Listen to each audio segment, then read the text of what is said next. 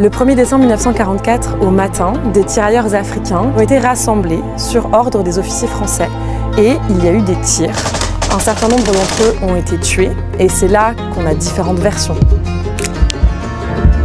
Saviez-vous que certains des soldats les plus redoutés de la Première Guerre mondiale venaient d'Afrique de l'Ouest? Quel que soit natal, Sénégal, Mali, Burkina Faso, Guinée, Bénin, Côte d'Ivoire, Mauritanie, Niger, tous furent aussi des tirailleurs sénégalais. Les tirailleurs sénégalais étaient environ 180 000 soldats originaires du Sénégal et d'autres colonies françaises d'Afrique de l'Ouest qui ont combattu.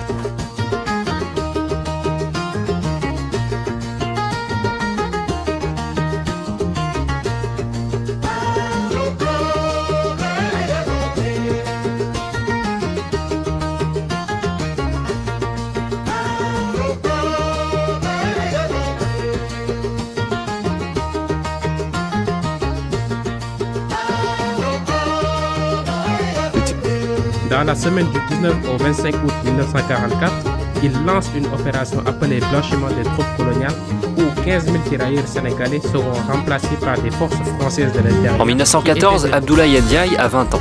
Il est arraché à son village du Sahel et enrôlé de force dans les troupes coloniales françaises, emmené à Dakar, puis embarqué vers la Belgique pour rejoindre le front.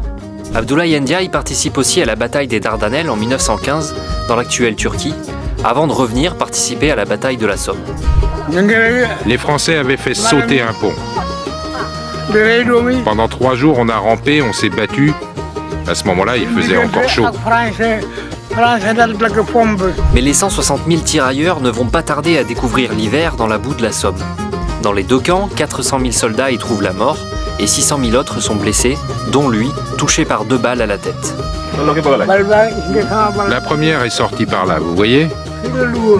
Elle m'avait frappé là. La seconde a ricoché contre mon casque et m'a touché là.